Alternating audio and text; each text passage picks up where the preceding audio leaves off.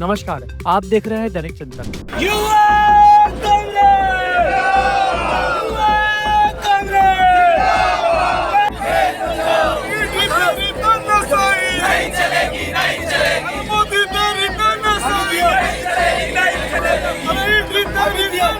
मुख्यमंत्री भूपेश बघेल के यहाँ जब ईडी की रेड पड़ी और उनके पुत्र चैतन्य बघेल को ईडी द्वारा हिरासत में लिया गया, जिसके बाद कांग्रेस में आक्रोश दिखाई दे रहा है और जिले भर में 6 जगहों पर आर्थिक नाकेबंदी कांग्रेस द्वारा की गई है। और अभी इस वक्त मैं जहां मौजूद हूं, ये नेशनल हाईवे है और नेहरू नगर है।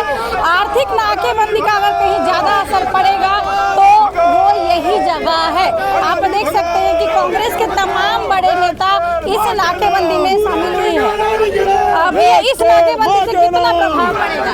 देखिए, निश्चित रूप से प्रभाव जरूर पड़ेगा, क्योंकि जो स्थिति आज छत्तीसगढ़ की हो रही है, कहीं ना कहीं हम लोगों को इसका विरोध करना पड़ेगा।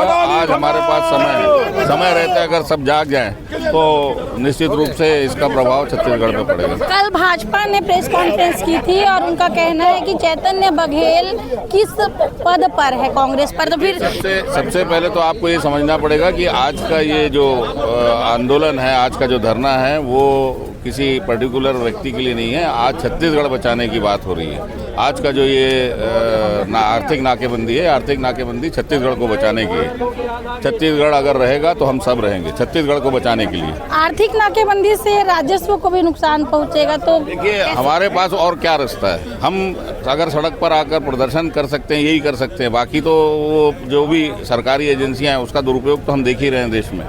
हमारे पास अपना बात करने के लिए इसके अलावा और क्या रास्ता है?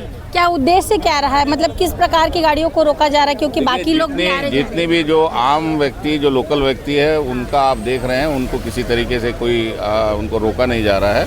जो गाड़ियां जो जिससे आर्थिक जो नाकेबंदी से संबंधित हैं, वही गाड़ियों को रोका जा रहा है, बाकी गाड़ियों को। भाजपा का कहना है कि ईडी की कार्रवाई से आक्रोशित आप लोगों ने ये कदम उठाया। भाजपा क्या कहती है तो भाजपा के लोग बताएंगे, लेकिन हमको अपनी बात कहने के लिए और क्या रास्ता बचा है, बताइए आप। धन्यवाद। आपने सुना कि भिलाई नगर निगम के महापौर जी ने क्या कुछ कहा है इस नाकेबंदी को लेकर, और भी बात करते जिला अध्यक्ष जी से, किस तरीके से देखते हैं इस नाकेबंदी का कितना प्रभाव पड़ेगा? निश्चित रूप से प्रभाव पड़ेगा। अडानी को छत्तीसगढ़ से भगाना होगा, छत्तीसगढ़ को बचाना होगा, और जिस तरीके से शासन के द्वारा संवैधानिक संस्था को जो दुरुपयोग किया जा रहा है, उनके विरोध में आज हम लोग जो है पूरे छत्तीसगढ़ में आर्थिक नाकाबंदी का कार्यक्रम कर रहे हैं। रिकेश सिंह जी ने कहा था अभी बीच में ही कि विधानसभा में मौका दिया गया भूपेश बघेल जी को, फिर उन्होंने ये पेड़ कटाई का मुद्दा क्यों नहीं उठाया? माननीय विधायक जी को शायद ये नहीं मालूम होगा कि छत्तीसगढ़ विधानसभा में संकल्प पारित किए थे पिछले कार्यकाल में, और संकल्प पारित करने के बाद जैसे ही भाजपा की सरकार आई थी, शपथ नहीं लिया गया था, उसके पहले ही जंगल की कटाई का कार्यक्रम चालू हो गया था। भाजपा ये भी कह रही है कि कांग्रेस शासन काल में ही ये जो दिशा निर्देश से ये पारित किया गया, सारे कागजात उनके पास है जंगल की कटाई को लेकर। पूरे जंगल, जितनी जंगल जमीन और माइनिंग का कार्य होता है, इसका आवंटन का कार्य केंद्र सरकार का होता है, ये राज्य सरकार के अधीन नहीं होता है। और विधानसभा में कांग्रेस की सरकार ने संकल्प पारित किया था कि जंगल का कटाई नहीं होना है। ये जो आर्थिक नाकाबंदी जो हुआ है, ये सरकार के ही दुष्परिणाम का ये फल है। अगर सरकार के द्वारा इस प्रकार की घिनौनी हरकत नहीं की गई होती तो ये आज ये नहीं होता। तो जो आज जो चक्का जाम, ये जो भी आर्थिक नाकेबंदी जो हुई है, ये सरकार की कमजोरी के कारण।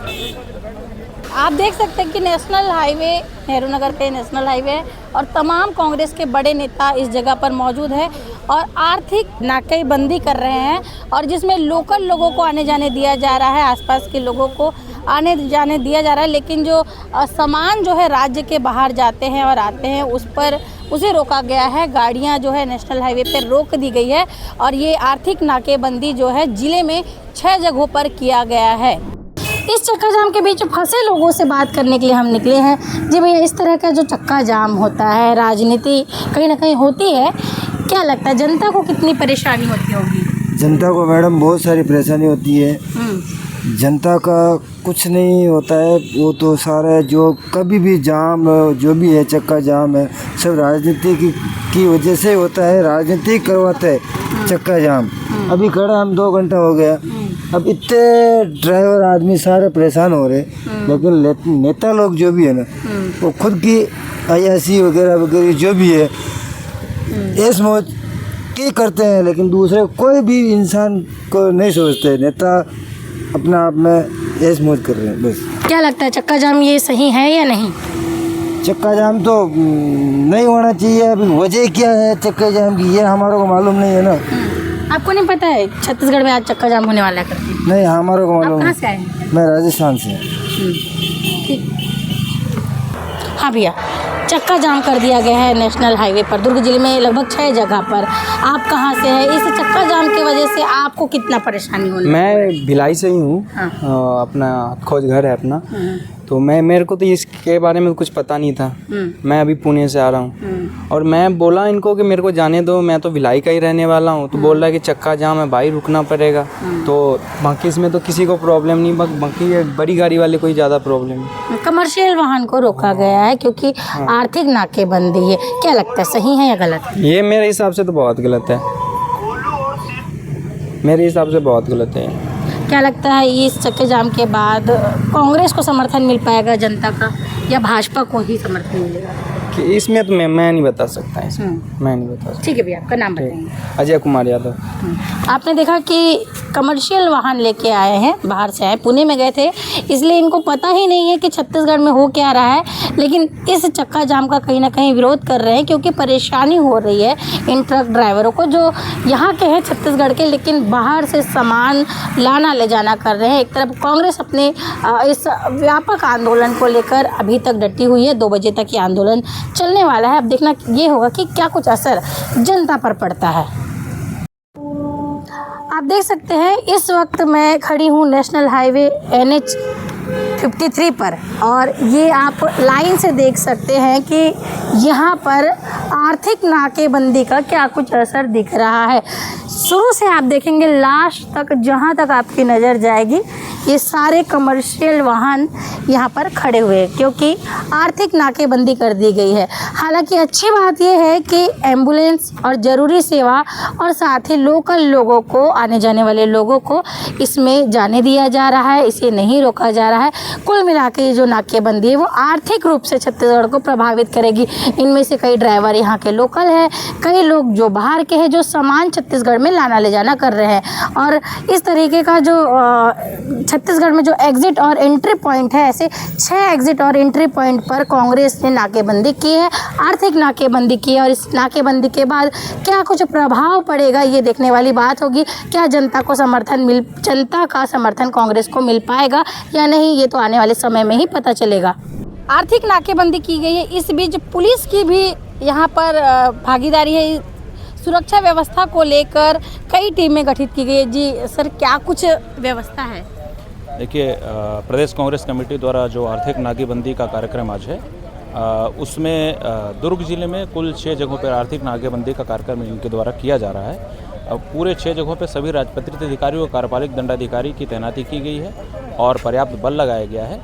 और यातायात को सुगम और सुचारू रूप से बनाए रखने के लिए लगभग 40 से 45 के आसपास डाइवर्सन पॉइंट्स लगाए गए हैं ताकि आम जनता को किसी प्रकार की दिक्कत न हो। और सभी कार्यक्रम अभी तक शांतिपूर्ण और सुचारू रूप से चल रहा है। किसी प्रकार की कोई दिक्कत और कोई व्यवधान अभी तक यातायात में नहीं है। जी धन्यवाद। आपने देखा कि अलग अलग पेट्रोलिंग की टीमें गठित की गई है, राजपत्रित अधिकारियों को लगाया गया है ताकि माहौल ना बिगड़े, तोड़फोड़ की स्थिति ना हो और शांति बनी रहे इस आर्थिक नाकेबंदी के बीच भी।